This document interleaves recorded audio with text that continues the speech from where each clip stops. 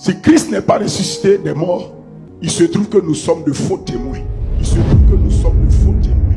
Comment nous qui n'étions pas là-bas en son temps, on va avoir la preuve qu'il est ressuscité. On va avoir la preuve qu'il est ressuscité. Il est apparu aux femmes au tombeau qui pouvaient donner la preuve qu'il est ressuscité. Mais nous, on n'était pas là-bas, mon frère. Donc on a un problème. Mais Dieu va régler le problème. On n'a pas le droit de bouger. C'est pas comme ça Dieu est. Dieu est esprit. Alléluia! Hey! Alléluia! Hey! Jésus est vivant. L'apôtre Paul dit que si Christ n'est pas ressuscité des morts, notre foi est morte. Si Christ n'est pas ressuscité des morts, il se trouve que nous sommes de faux témoins. Parce que nous avons menti sur Dieu en disant qu'il a ressuscité son fils. Il dit ça à ceux qui discutent la résurrection. Mais nous savons qu'il est ressuscité. Il est apparu aux disciples pour leur donner la preuve qu'il est ressuscité. Il est apparu aux femmes au tombeau qui pour leur donner la preuve qu'il est ressuscité. Mais nous, on n'était pas là-bas, mon frère. Donc, on a un problème. Mais Dieu va régler le problème. Comment nous qui n'étions pas là-bas en son temps, on va avoir la preuve qu'il est ressuscité. Preuve que toi, il te donne et qu'il me donne, c'est par son esprit qui est venu en toi. Toi, tu as la preuve par le Saint-Esprit qui vit en toi. C'est de cette manière que toi, tu sais qu'il est vivant. C'est pourquoi Jésus a dit, lorsque nous allons croire en lui, l'esprit de vérité va venir demeurer en nous et il sera avec nous. C'est pourquoi nous avons la preuve que Jésus est vivant. Parce que par son esprit, il demeure en nous. Il vit en nous. Il dit, ce n'est plus moi qui vis, mais c'est Christ qui en moi vit maintenant sa vie. C'est la preuve que j'ai. Ce n'est pas une sensation, c'est d'abord un fait divin. C'est d'abord une vérité divine. Et quand je crois à cette vérité, maintenant je la vis comme expérience. La vérité au commencement n'est pas une expérience. La vérité au commencement, c'est une parole. La vérité au commencement, c'est une parole que Dieu te donne. Tu ne l'as pas expérimenté, mais c'est une parole. La vérité, c'est un fait divin.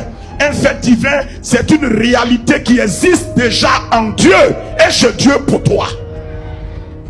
Donc la vérité, c'est une parole au commencement. C'est pas d'abord un témoignage ni une expérience, mais c'est un fait qui existe chez Dieu.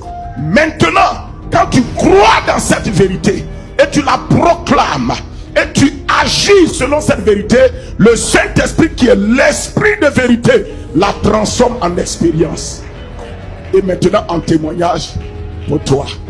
Voici la technologie des expériences surnaturelles des enfants de Dieu. Nous croyons d'abord ce qu'il a dit, nous exerçons notre foi sur ce qu'il a dit, et son esprit qui est là en nous la transforme en expérience. Or, à celui qui peut faire par la puissance qui agit en nous infiniment au-delà de ce que nous pensons ou demandons, à lui soit la gloire dans l'église dans tous les siècles. Amen.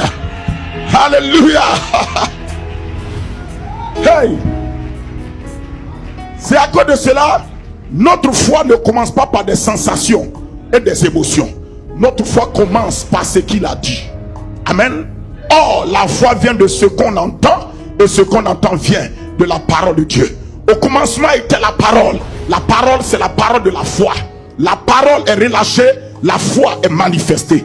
Nous croyons ce que Dieu a dit, afin que le Saint-Esprit nous donne de vivre ce que Dieu a dit. Non, ne renversez pas l'ordre de Dieu. Au commencement était la parole. Donc quand Dieu vient vers toi, c'est la parole.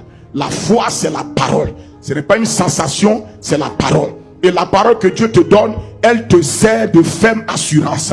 Elle te sert de garantie. Elle te sert de titre de propriété. Elle te sert de substance sur laquelle tu peux t'appuyer et agir et parler. La foi, c'est la ferme assurance. Dit Louis II. La foi, c'est la substance. Dit le grec. La substance. La foi, c'est la substance. C'est le soutien que Dieu met sous tes pieds pour que tu puisses te tenir là-dessus. La foi, ce n'est pas sauter dans le vide. La foi, c'est rester sur la substance de Dieu. Parler, agir. Parler, agir. Parler, agir. C'est de cette manière seulement que vous pouvez déclencher les choses de Dieu dans votre vie. C'est pourquoi je vous dis, vous devez apprendre à naviguer votre vie spirituelle au-dessus des sensations et des émotions. Non.